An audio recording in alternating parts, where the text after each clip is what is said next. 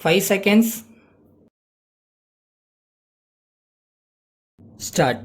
மாண்புமிகு பேரவை தலைவர் அவர்களே, நிதிநிலை அறிக்கையின் மீதான பொது விவாதத்தில் கலந்து கொண்டு உரையாற்றுவதற்கு வாய்ப்பினை பெற்றதில் நான் பெருமகிழ்ச்சி அடைகிறேன்.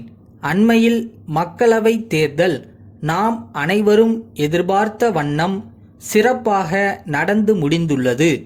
ஒவ்வொரு தேர்தலின் போதும் இந்திய மக்கள் தங்களுடைய அரசியல் முதிர்ச்சியை அவ்வப்போது நிரூபித்து வந்துள்ளனர் என்பதில் ஐயமில்லை. அந்த வகையில் இந்த முறையும் மத்தியில் ஒரு நிலையான அரசாங்கம் அமைவதற்கு மக்கள் தங்களுடைய அரசியல் கடமையை சரிவர செய்துள்ளார்கள் என்பதை நான் இங்கே இந்த சந்தர்ப்பத்தில் சிறப்பாக குறிப்பிட விரும்புகிறேன். அடுத்தபடியாக, விருப்பு வெறுப்பு எதுவும் இல்லாமல் நேர்மையான முறையில் மக்களவை தேர்தலை நடத்தியதில் இந்திய தேர்தல் ஆணையம் நம் எல்லோருடைய பாராட்டுக்களையும் நன்மதிப்பையும் பெற்றிருக்கிறது என்பதில் நாம் அனைவரும் பெருமை கொள்ளலாம். மாண்புமிகு நிதியமைச்சர் அவர்கள், இந்த அரசு ஏழைகளின் அரசாக, விவசாயிகளின் அரசாக இருக்கும் என்றும், அறிவியல் மற்றும் தகவல் தொழில்நுட்ப வளர்ச்சிக்கு அதிக முக்கியத்துவம் அளிக்கப்படும் என்றும் தெரிவித்து இருக்கிறார்கள். இது உள்ளபடியே வரவேற்கத்தக்கது. தமிழகத்தை பொறுத்தவரையில் தென் மாவட்டங்களில் புதியதாக தொழில்கள் உருவாக்கப்படவில்லை என்ற ஏக்கமும் எதிர்பார்ப்பும் மக்களிடம் பெரிதும் இருந்து வருகிறது என்பதை நாம் நன்கு அறிவோம். எனவே இந்த குறையை போக்குவதற்கான வழிவகைகளை அரசாங்கம் விரைந்து காண வேண்டுமென்று இந்த நேரத்தில் நான் அன்போடு கேட்டுக்கொள்கிறேன். நம்முடைய மாநிலத்தில் மக்கள் நலனை கருத்தில் கொண்டு புதிய மின்சார உற்பத்தி நிலையங்களை அமைக்க இருப்பதாக குறிப்பிட்டு இருக்கிறார்கள். இதனை எல்லோராலும் வாழ்த்தி வரவேற்கப்படும் அறிவிப்பாகவே கருதலாம். அந்த வகையில் மின்சார உற்பத்தியில் கடந்த சில ஆண்டுகளில் தமிழகம் முன்னணி மாநிலங்களில் ஒன்றாக விளங்குகிறது என்பதை மகிழ்ச்சியுடன் தெரிவித்துக் கொள்ள விரும்புகிறேன். இருப்பினும் மின்சாரத்தின் தேவை நாளுக்கு நாள் பெருகி வருவதை என்னால் குறிப்பிடாமல் இருக்க முடியாது.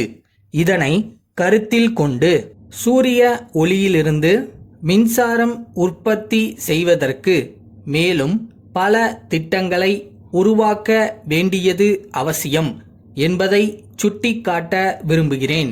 தொழில்களில் உயர்ந்தது உழவுத் தொழில் என்பதை நாம் அனைவரும் ஏற்றுக்கொண்டிருக்கிறோம்.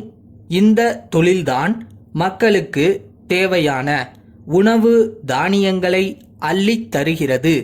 மேலும் மற்ற தொழில்களுக்கு பயன்படும் மூலப்பொருள்களையும் வாரி வழங்குகிறது.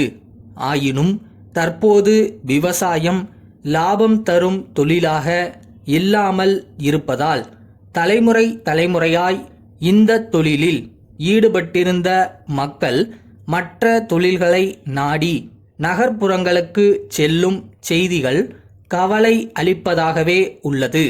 எனவே சோதனைகளை சாதனைகளாக மாற்றும் நம்முடைய மாண்புமிகு முதலமைச்சர் அவர்கள் ஏழை விவசாயிகளின் வாழ்வு மலர தீவிர நடவடிக்கை மேற்கொள்ள வேண்டுமென்று கேட்டுக்கொள்கின்றேன். மதுரை அழகிரி கூட்டமைப்பின் உரிமையாளர், கும்பகோணம் ராமநாதன் கூட்டமைப்புக்கு எழுதிய கடிதம். அன்புடையீர், வணக்கம். கடந்த சில ஆண்டுகளில் தமிழ்நாட்டில் வண்ண மீன்கள் வளர்ப்பு தொழில் 2 மடங்காக வளர்ந்துள்ளது என்பதை மகிழ்ச்சியுடன் தெரிவித்துக் கொள்கிறோம்.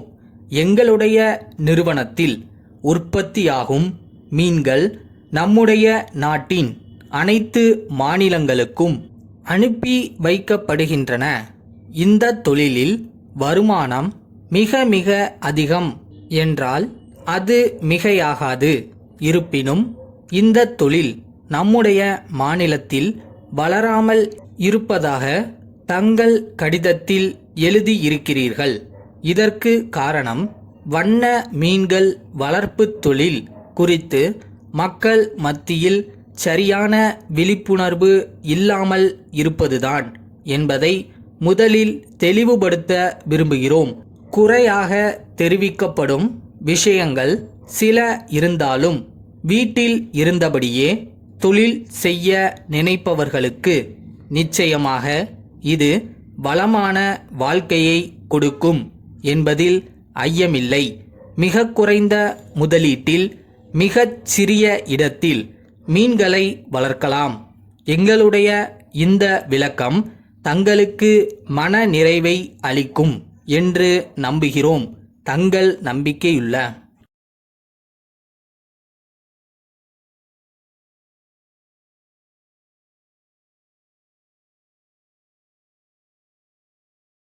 வெற்றி ஒன்றும் அடைய முடியாத இலக்குலாம் இல்லை. அவங்களால முடியும்னா நம்மளாலையும் முடியும். அவ்வளவுதான்.